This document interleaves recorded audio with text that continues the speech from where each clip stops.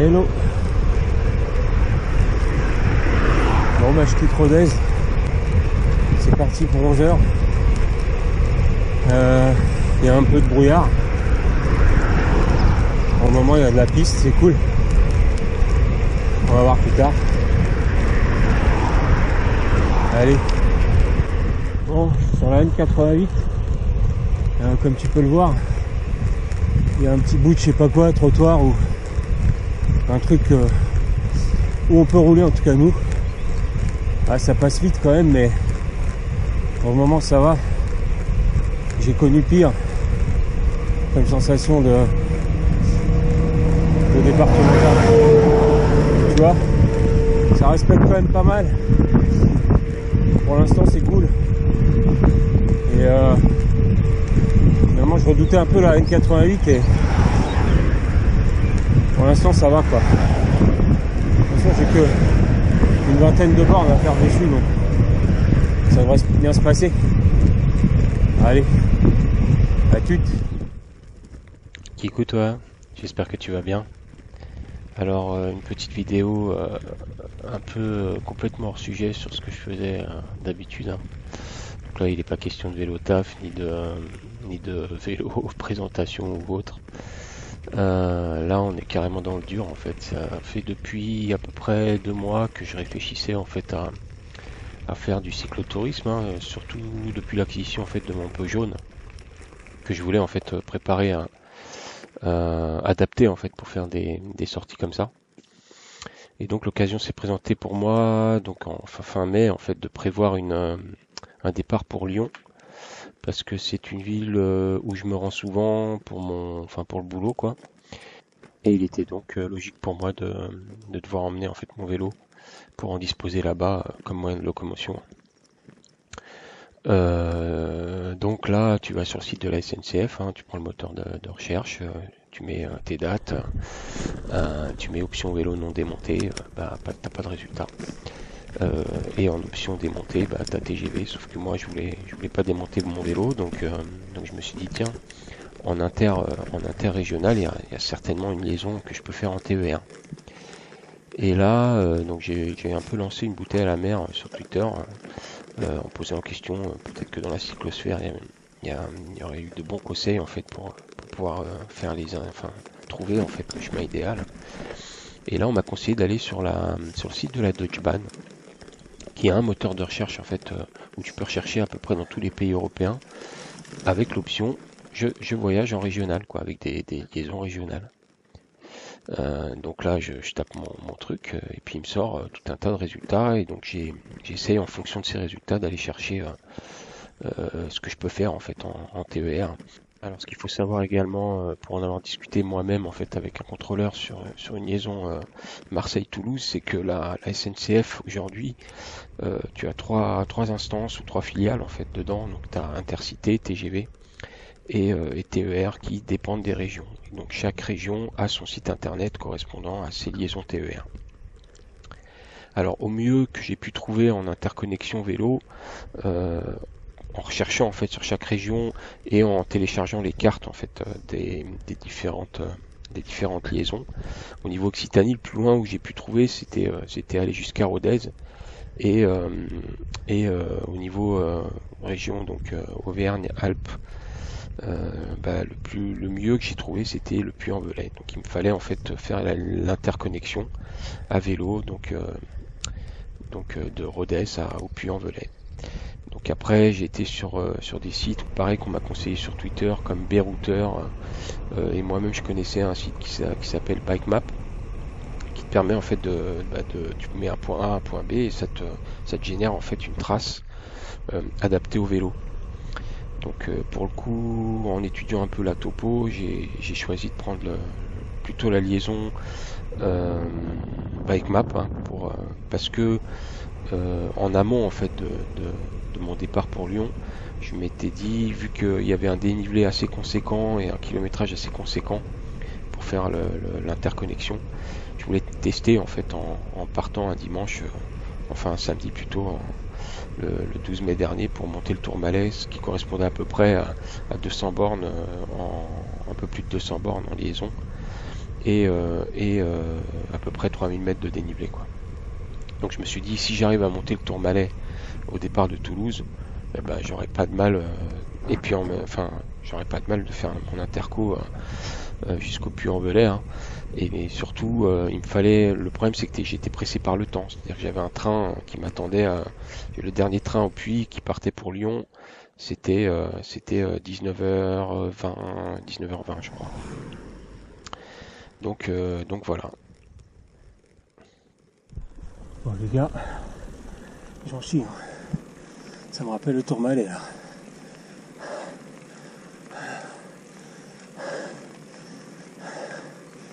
Mais il faut ce qu'il faut, hein.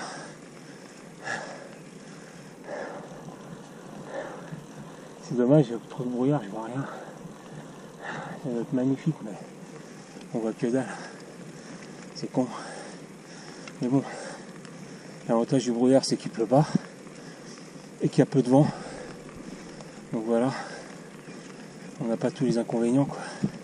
Et cette sortie au Tourmalet qui était un demi-échec pour moi, puisque j'échouais à 6 km de l'arrivée et un peu moins de 700 mètres de dénivelé.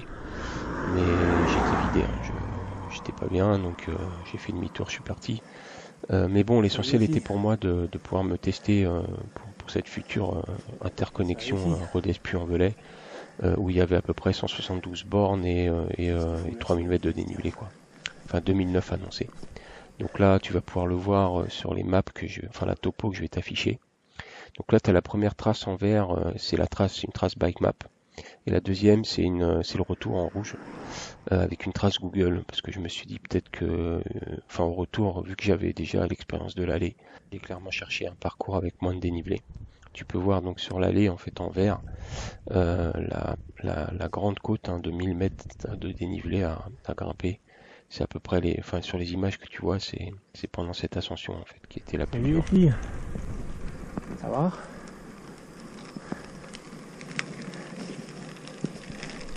Alors là, on est clairement sur les séquences vaches. Donc là, un petit bouchon. Et je préfère croiser ça. Je te laisse écouter, c'est assez marrant.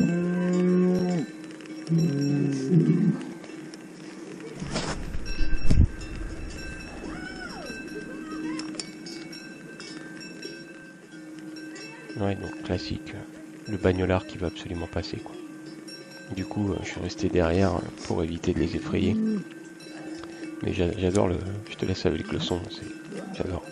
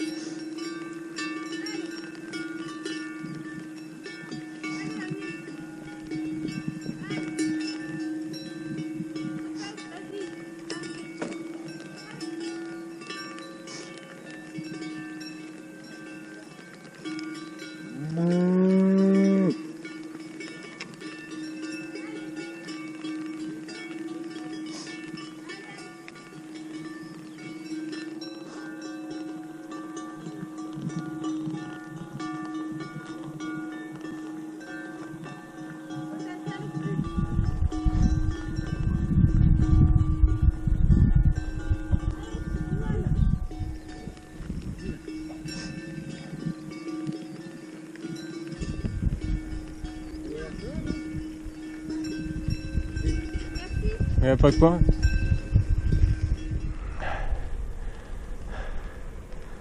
Bon les gars,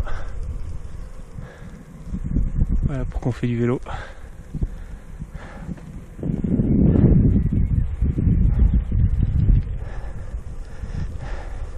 Encore des copines là-bas. Pink Bilouk.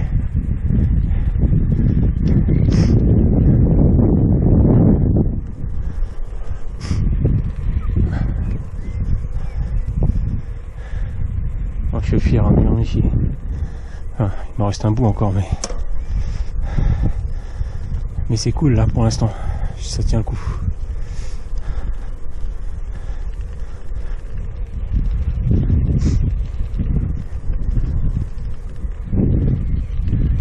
Salut copine. Tu vas pas? Tu vas bien? Alors, à l'instar de ce que tu vois à l'écran, c'est vrai que t'en prends plein les yeux, quoi. C'est vrai qu'il y a du dénivelé, c'est compliqué, mais voilà, quoi. C'est vraiment hallucinant. Bon bah là les gars, c'est la pochette de Volvic quoi. Les bouteilles là. C'est un peu le paysage quoi. Putain. Le col d'Aubrac, apparemment. C'est à 1300 et quelques. Et ça monte encore. C'était donc la principale difficulté hein, de mon voyage, c'était gérer en fait l'aspect dénivelé, autonomie de la batterie. Mais bon, il y a plein de paramètres que j'ai pas pris en compte, notamment le poids, parce que évidemment j'étais chargé hein, de mes affaires pour la semaine, les sacoches et tout ça, donc l'eau. Donc c'est compliqué en fait de prévoir ça en avance. Donc, je m'étais dit, je monte le maximum que je peux en sec, quoi, sans assistance, et puis comme ça, je pourrais terminer tranquillement. Altitude 1283 mètres. J'ai fait presque 60 bornes. J'ai dû monter 1000, un peu plus de 1000 mètres de D+. Et là, je suis sur la fin de la grande côte, en fait, la pire. Et je l'ai monté sans assistance. Youpi.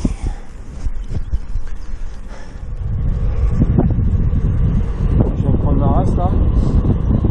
Sauce dans le forêt. Je suis tout mouillé.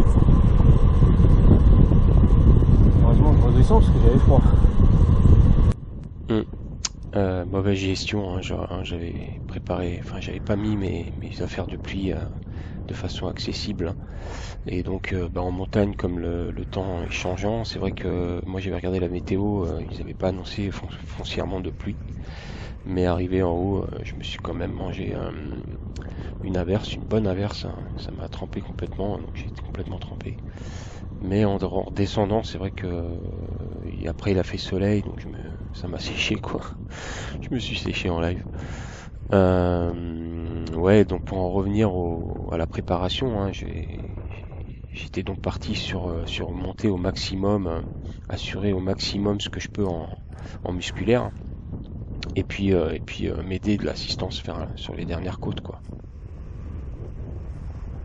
Mais bon, je suis quand même arrivé, j'étais quand même complètement vidé quoi. C'est vrai que le poids, la distance, pas tellement la distance en fait, c'est surtout le dénivelé.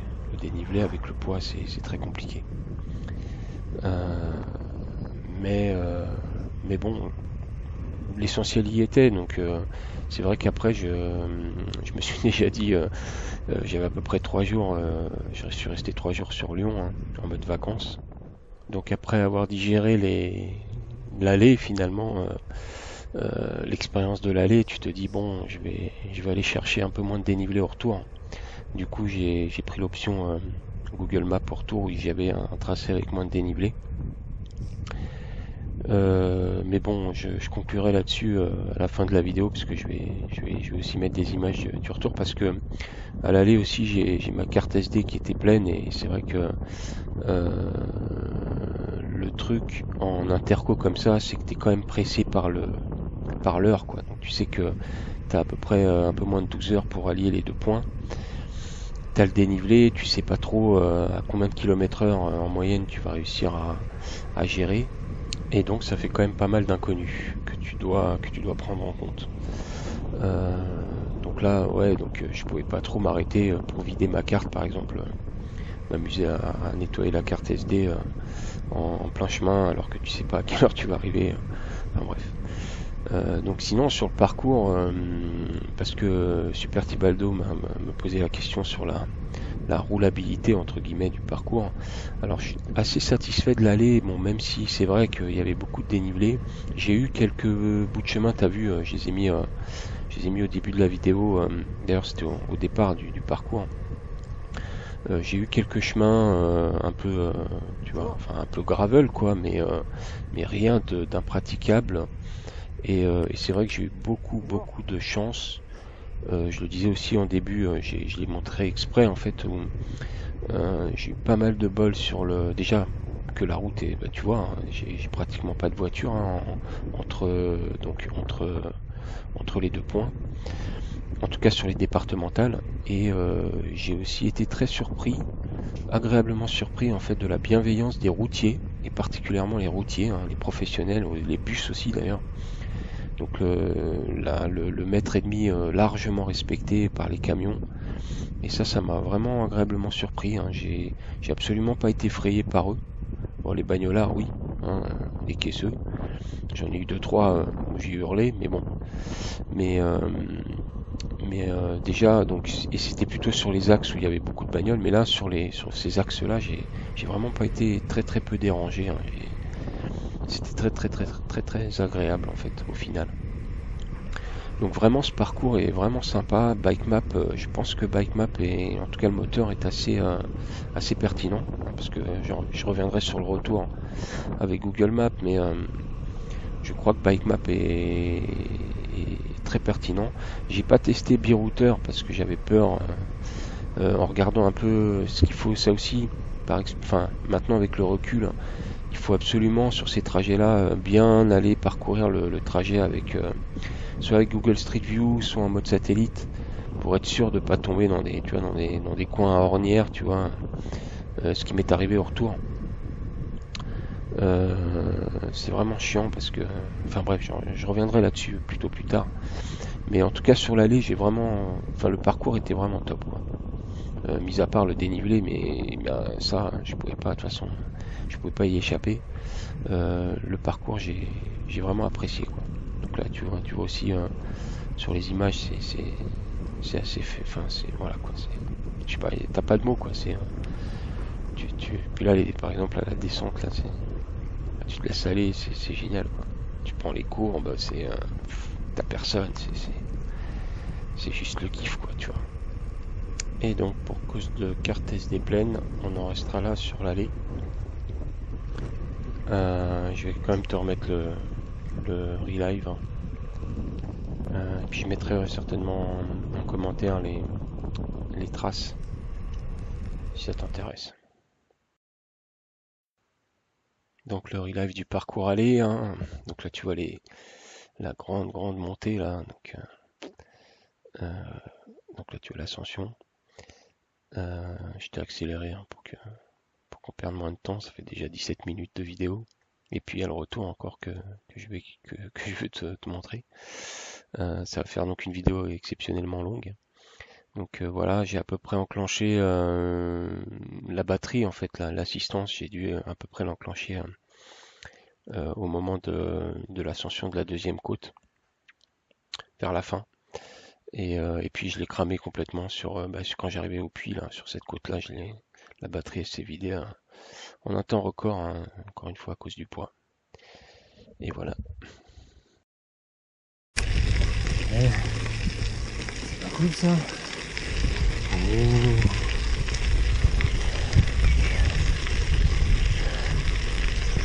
Cool. Un tunnel. T'as vu, j'ai inversé le titre, changé la couleur pour qu'on se remette dans le bon sens. Donc là on est donc sur le chemin du retour, hein, le samedi 25 mai 2019. Après une belle nuit et un gros petit déj. Il est éclairé en plus. Ouais, effectivement. Le tunnel est éclairé. Et donc je tombe là-dessus, cette ancienne ligne de chemin de fer désaffectée avec ce tunnel. Donc là je te remets, la topo hein, pour que tu puisses te situer. Donc là on est sur le retour, hein, tracé en rouge. C'est un tracé Google Maps que j'ai pris où j'ai cherché vraiment le minimum de dénivelé parce que vu l'expérience de l'allée, franchement j'étais pas super motivé de me refaire l'allée en sens inverse. Je ne me voyais pas gravir encore tout ça. Et puis 3 jours pour se reposer c'était un peu juste. J'ai un peu abusé en fait sur ma capacité de récupération. Du coup, je suis parti un peu cramé, un peu démotivé, un peu pas bien quoi au départ, franchement, en étant très honnête. Et donc je suis là, plein de questions en fait, est-ce que je vais y arriver, tout ça quoi, et d'un seul coup je tombe là-dessus. Je te laisse découvrir.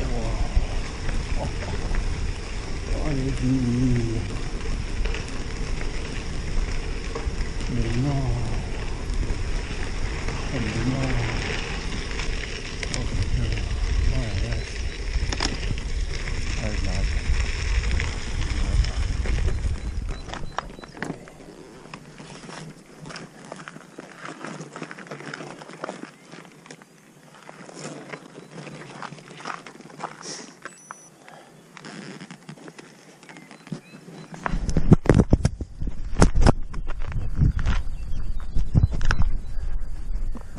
Excellent quoi.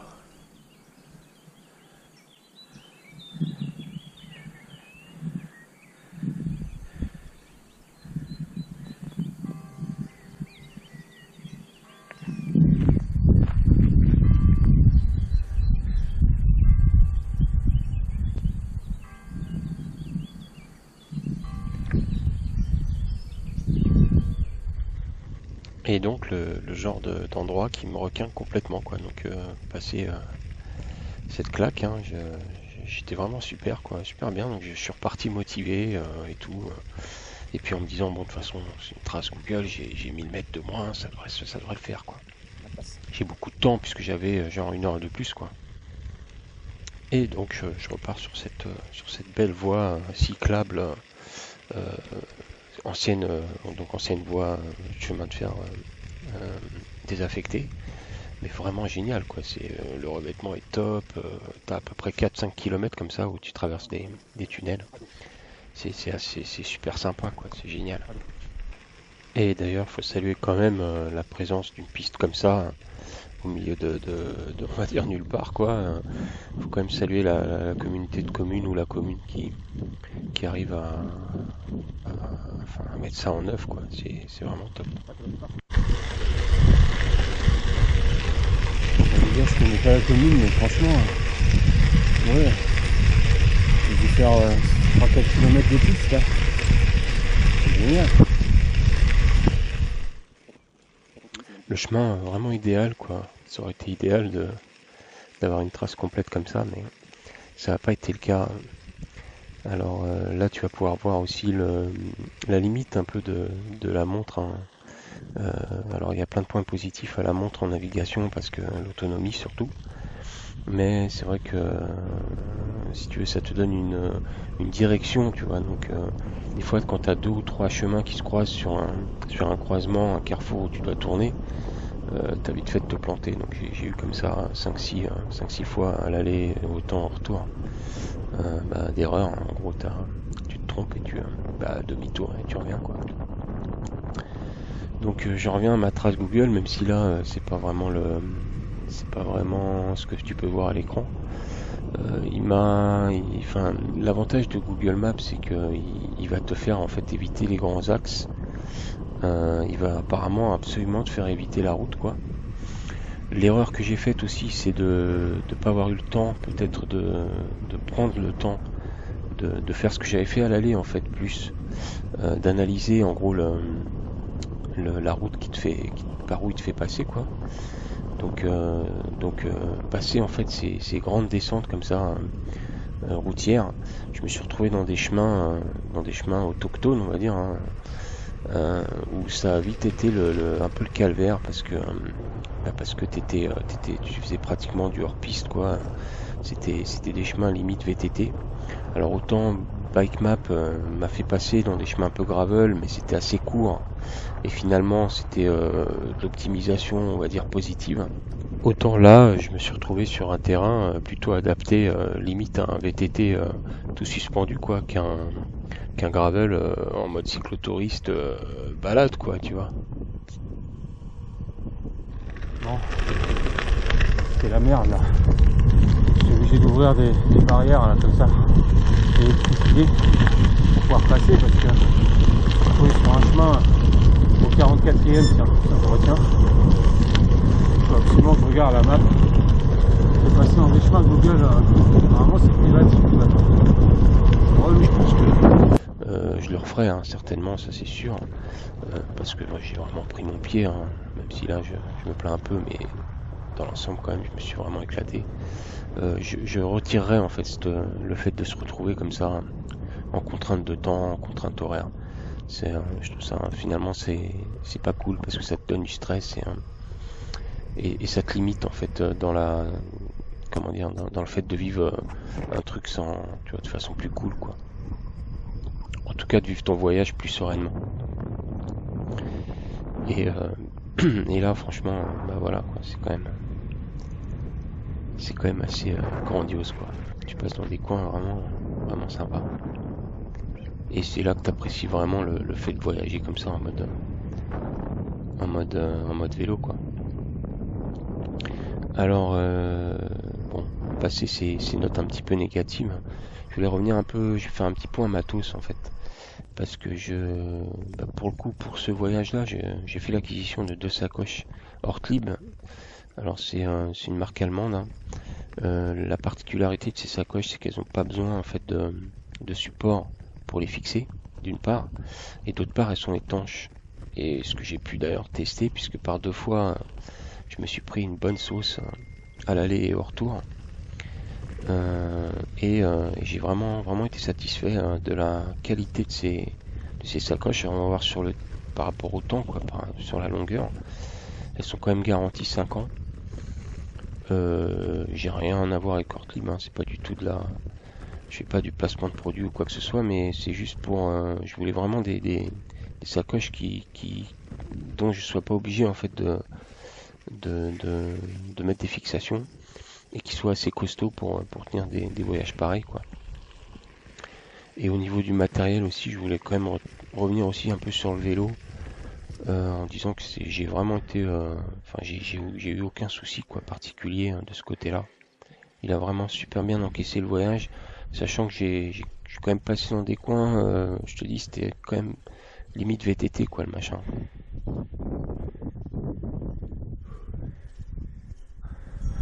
Vous avez l'air gentil en plus. Trop belle. C'est super.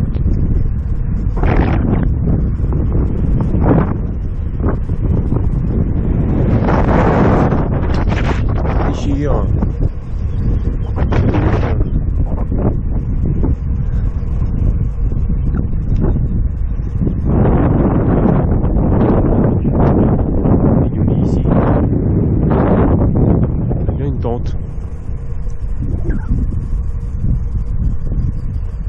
On n'a pas le droit, le maïs.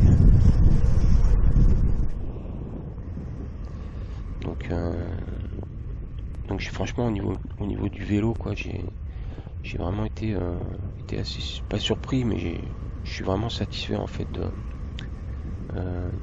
du rendu en gros sur la route quoi. Après le VAE aussi comme ça en voyage long.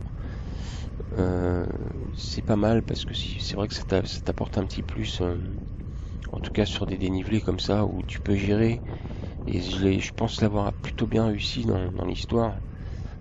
Tu peux gérer en fait la batterie en fonction du moment où tu penses que tu vas avoir besoin d'un petit coup de pouce quoi, tu vois. Notamment là, j'ai laissé passer les grosses montées du départ au retour par exemple en musculaire quoi, en sec, pour être sûr que derrière je puisse avoir un petit coup de main.